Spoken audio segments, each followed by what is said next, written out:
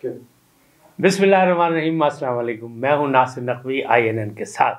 इब्तिदा रब्बुल इज़्ज़त के नाम से जिसने जान दी जहान दिया, और दरूद व सलाम मोहम्मद वाले मोहम्मद पर जिन्होंने हमें इल्म का रास्ता दिखाया।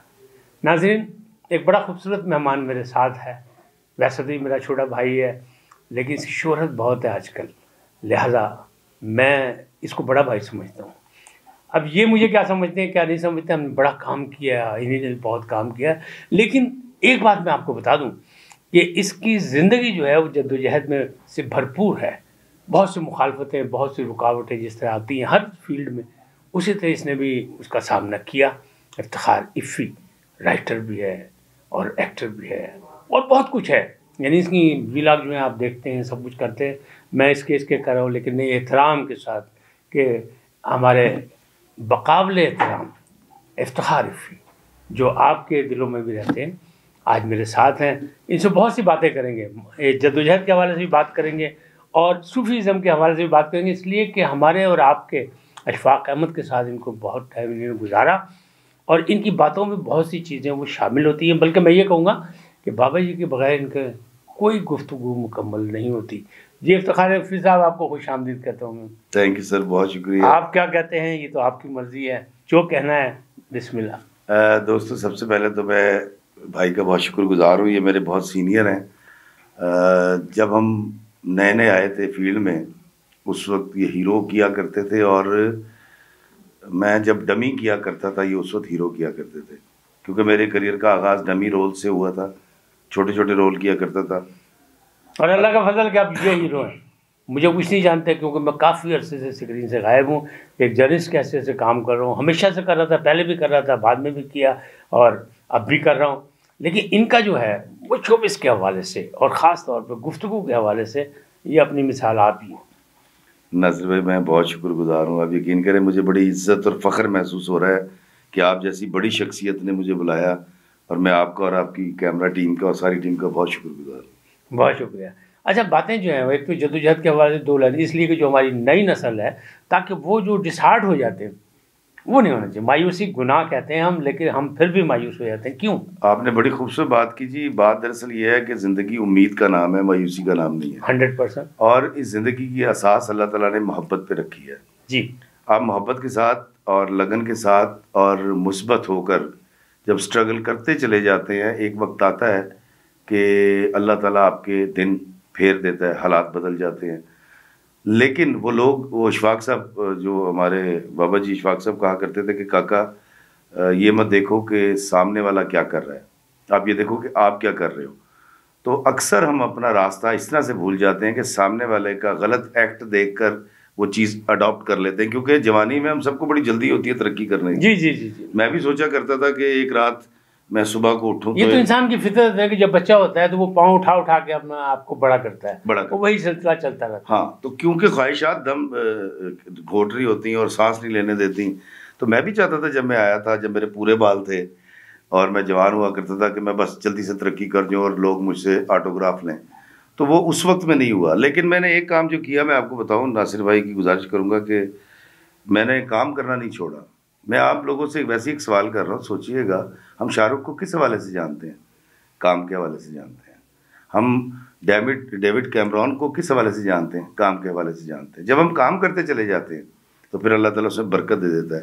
लेकिन वो यावरियात मेहनत ज़ाया नहीं होती। हाँ, नहीं होती कभी। हाँ, बिल्कुल सही। यावरियात खान साहब की बात मुझे याद आ गई। यावरियात खान जी जी, वो मरूम फरमाया करते थे कि काका बिल जमा कराने दी लाइन च लग जाओ ना, या वोट कास्टिंग करने दी लाइन च लग जाओ, तो जब 5 बजते हैं ना तो बैंक मैनेजर या पोलिंग ऑफिसर कहता है, यार जिन्हें लाइन च लगे ने ना, इन्हों अंदर करके बंद कर ले, पहन गए, हाँ बंद कर ले। तो वो जो लाइन में लगे रहते हैं, अल्लाह उनको हमेशा तरक्की देता है। और नासिर भाई, एक चीज़ मैंने बड़ी देखी, बहुत लंबी कहानी है आपके सामने, 27-26 साल की। स्ट्रगल के दिन बड़े कठिन होते हैं, बड़े तकलीफ दे होते हैं, क्योंकि आपके मतलूबा और मुकर्ररा टाइम फ्रेम के अंदर वो पूरे नहीं हो रहे होते। जी जी जी। लेकिन मैं आपको दोस्तों एक बात बताऊं कि जब कामयाबी मिल जाती है ना, तो आप यकीन करें, आप सफ़र की सारी थकान भूल जाते हैं। मैं जब पहली बार लंबे सफ़र पे, मैंने सबसे लंबा सफ़र UK का किया है, तो वो 8 घंटे 8.5 घंटे की फ़्लाइट होती है, अगर आप लोग जानते हो। وہ کٹھن بڑے ہوتے ہیں, بڑے تکلیف دہ ہوتے ہیں. لیکن جب آپ یو کے جا کے اتر جاتے ہیں نا ایئرپورٹ پہ, تو کہتے ہیں یار, اور بھول جاتے ہیں کہ راستے میں کیا ہوا تھا, مجھے نیند آ رہی تھی, میں تنگ ہو رہا تھا. اگر منزل مل جائے نا تو پھر معاملات جو ہیں وہ بالکل ٹھیک ہوئے. کوئی نہیں, پھر انسان بھول جاتا ہے کہ کیا جدوجہد کی, کتنے فاقے کاٹے, کس طرح راتیں ہم سردیوں میں گزاری, ہم لوگ کس طرح فٹ پاتھ, بہت سے لوگ ایسے ہوتے ہیں سر چوکوں پہ بیٹھے کیا کیا نہیں کیا. تو آج جب لوگ ملتے ہیں, اور کئی لوگ تو ایسے سادے ہیں, وہ کہتے ہیں خیر ہماری نااہلی ہوتی ہے, کئی لوگ یہ کہتے ہیں یار رفیع صاحب تسی پہلا ڈرامہ کتنا کمالی. میں کہا ہاں جی, اب میں اس کو کیا بتاؤں کہ میں کتنے سال سے کر رہا ہوں, کہ میری جدوجہد کامیاب ہوئی ہے, میں نے ہمت نہیں ہاری. اچھا دوستو, بات یہی ہے کہ اگر ہمت نہ ہارے تو منزل مل جاتی ہے, اور ثابت قدم رہنا بہت ضروری ہے. یہ مثال ہے, جیسے کہ ابھی ایفی نے خود کہا کہ میں نے ڈمی رول سے شروع کیا, بڑے چھوٹے رول سے شروع کیا, سب کچھ ہے, اور ہم لوگوں کے سامنے ہی کھڑے رہتے دور دور, لیکن عزت و احترام کا رشتہ جو تھا وہ انہوں نے ہمیشہ قائم رکھا. ان سے بھی جو ان کو پسند کرتے تھے, اور ان سے بھی جو ان کو نہیں پسند کرتے تھے. ان کو پتہ ہوتا تھا کہ کچھ لوگ جو ان کے ساتھ دغا بازی کر رہے ہیں وہ اندر سے بھی کالے ہیں, باہر سے بھی کالے ہیں, لیکن انہیں نے کبھی نہیں, انہیں نے مسکرا کے ملا. یہ میں سمجھتا ہوں کہ یہ کامیابی, یہ چیزیں جو ہیں احترام کی اسی رشتے کی وجہ سے ان کو ملی. کیا خیال ہے آپ کا؟ آپ بالکل بجا فرما رہے ہیں. ابھی میں دوستوں آپ کو بتاتا ہوں کہ ہمارے شوبز کے اندر گھٹنوں کو ہاتھ لگانے کا مطلب قطن کچھ ایسی بدعت نہیں ہوتی, صرف یہ اعتراف ہوتا ہے کہ تو بٹا ہے. اور ہمارے پنجاب کے اندر بھی یہ روایت ہے اپنے بڑے بوڑھوں کے گھٹنوں کو جا کے چھونا. یہ کوئی مطلب اس کے اندر کوئی بدعت والی بات نہیں, صرف اتنا اعتراف ہے کہ تو بٹا ہے. تو میں میرے خیال ناصر بھائی سے شاید کوئی میرے خیال 20 سال بعد تو ملا ہوں ماشاء اللہ جی, کم از کم. ہاں جی ہم لوگ خاصی دیر بعد ملے, بلکہ میں نے ان کو ڈھونڈا ہے اس لیے کہ مجھے لوگوں نے بتایا کہ یہ بہت مشہور آدمی ہے, تو میں نے کہا میں ایفی کو ڈھونڈوں, وہ تو میرا اپنا چھوٹا بھائی ہے, مشہور ہو گیا, اللہ نے عزت دے دی, تو اس سے اچھی کیا. مزہ یہی ہوتا ہے ناظرین, مزہ یہی ہوتا ہے کہ جب اللہ تعالیٰ کسی کو عزت دے نا تو آپ بھی چپ جائیں, آپ بھی عزت دیں اسے, اس لیے کہ عزت اور ذلت اللہ کی طرف سے ملتی ہے. جی آپ کیا کہہ رہے ہیں؟ میں سے بھی یہ کہنا چاہ رہا تھا, اور میں اعتراف کروں گا, لوگ کرتے نہیں ہیں, جب تھوڑا سا آگے چلے جائیں میں کرتا ہوں. جی میں 20-22 سال کے بعد بھائی کو بھی ملا ہوں, اور ان کی ٹیم گواہ, میں نے آتے ہی سب سے پہلے گھٹنوں کو ہاتھ لگایا ہے. یہ ہمارے سینئر بھی ہیں, انہوں نے ہمیں راستہ بھی دکھایا, اور انہوں نے ہمیں طاقت فراہم کی, انہوں نے بھی, اور ان جیسے بہت سارے سینئرز جو پی ٹی وی لاہور سے وابستہ تھے. تو میں ان تمام کا آج آپ کا بھی اور ان کا شکریہ ادا کرتا ہوں. یقینی بات ہے کہ جو ہمارے محسن ہیں ان کا شکریہ ادا کرنا چاہیے, انہیں ہمیں بھولنا نہیں چاہیے. یا ریاض صاحب کا نام لیا, اسی طرح مجھے پی ٹی وی پہ انٹروڈیوس کرایا تھا محمد نثار حسین, میں تو کبھی بھی ان کو نہیں بھول سکتا. اور وہ لوگ تھے بھی بڑے قیمتی آدمی, کیونکہ وہ آج کے دور کے نہیں تھے کہ ادھر سے کٹ, ادھر سے کٹ, ادھر سے کٹ, ادھر کلوز, ادھر, وہ ایسے کام نہیں کرتے تھے. ایک باقاعدہ کیمرہ ورک ہوتا تھا ان کے ساتھ, اس میں کام کرتے تھے. اللہ نے ہمیں عزت, یعنی 1983 میں بات کر رہا تھا کہ 1983 میں جب ہمارا سیریل ہٹ ہوا, تو آج سوچیں یوں کر کے کہ 1983 کب تھا. تو میں الحمدللہ اللہ کے حکم سے, میں اتنا بزرگ تو نظر نہیں آتا, لیکن پھر بھی میں بزرگ ہوں ان کا. اب لوگ دیکھنے والے جو مرضی کے ہیں کہ ان کے سر پہ بال نہیں ہے, ان کو بزرگ مان لیں. لیکن بات یہ ہے کہ چلیں وہ بات بتائیں کہ بابا جی کی صحبت میں آپ نے بہت کچھ سیکھا. میں نے الحمدللہ, مجھے اتفاق تو تھا ہی, ہم لوگ گپ شپ بھی کرتے تھے, بڑا ان سے بتا, لیکن میں نے واصف علی واصف اور اشفاق احمد صاحب کو اکٹھے بھی ملاقاتیں کی ہم نے, وہ بھی رہا. لیکن چونکہ ہم جرنلزم میں تھے, ہمارا مسائل اور تھے, آپ بالکل مسلم مسائل اور, آپ کا مطبع نظر بھی اور تھا. ٹارگٹ دیکھیں جی, مجھے خوش نصیبی یہ ہے کہ میرے ابا جی اے جی آفس میں کام کرتے تھے, تو انکوائری پر ان کی ڈیوٹی ہوا کرتی تھی. میں بہت شرارتی تھا, تو ارلی 80s میں جب میں بچہ تھا تو میرے اسکول گوئنگ تھا, تو میری والدہ تنگ آ کے گرمیوں کی چھٹیوں میں مجھے ابا کے ساتھ بھیج دیتی تھی. اب وہ اتنا اونچا ان کا وہ کاؤنٹر تھا, اس میں بٹھا دیتے تھے. اب سزا کے طور پہ میں بیٹھا ہوں, تو جیسے اتارتے تھے تو میں گھیسیاں لیا کرتا تھا فرش کے اوپر اے جی آفس کے. تو وہاں آیا کرتے تھے واصف علی واصف انکل. جی جی جی, وہ ابا جی کے دوست تھے, اور ابا جی آج بھی ہمیں ان کے قصے سناتے ہیں. تو میری شعور میں تو نہیں, لیکن لاشعوری میں یا بچپن میں بہت سارا وقت واصف انکل کی گود میں بھی گزرا. وہ مجھے پیسے بھی دیا کرتے تھے, وہ مجھے چیزیں بھی دلوایا کرتے تھے. اس دور میں وہ سائیں کے ہوٹل سے چائے, رنگ آنا چاہیے آپ کو, بہت کچھ آنا چاہیے, پہلا انٹریکشن, بلکہ ذمہ داری ہے آپ کی, ذمہ داری, رسپانسبلٹی ہے. پھر جب میں آیا ایکٹنگ میں, تو آپ کو یاد ہوگا 94 95 تھا بابا جی کسی بھی حوالے سے جب آیا کرتے تھے، ابھی زاویہ شروع نہیں ہوا تھا، تو میں اسٹرگل کر رہا تھا، مجھے کسی نے کہا یار ہے بندہ بڑا پہنچے ہے اشفاق احمد، میں دیکھتا بھی رہتا تھا، تو میں ان کے پاس کلوز اس لیے ہوا تھا کہ میں ان سے سفارش کرواؤں گا، کیونکہ جی ایم ہو پی ایم ہو ایم ڈی ہو، وہ ایسے کر کے ادب سے ملتے تھے، ہر بڑا ایکٹر ہر بڑا سنگر اشفاق صاحب کے سامنے. لیکن اشفاق صاحب کو فراموش ہی نہیں کر سکتے، رائٹنگ کے حوالے سے ہو، ریڈیو کے حوالے سے ہو، ٹی وی کے حوالے سے ہو، ٹی وی پہ جو کچھ انہوں نے لکھ دیا، اور خاص طور پہ جو منچلے کا سودا لکھا. کبیر خان صاحب ان کے پہلے ڈرامے کے ہیرو تھے، انہوں نے لکھا تھا.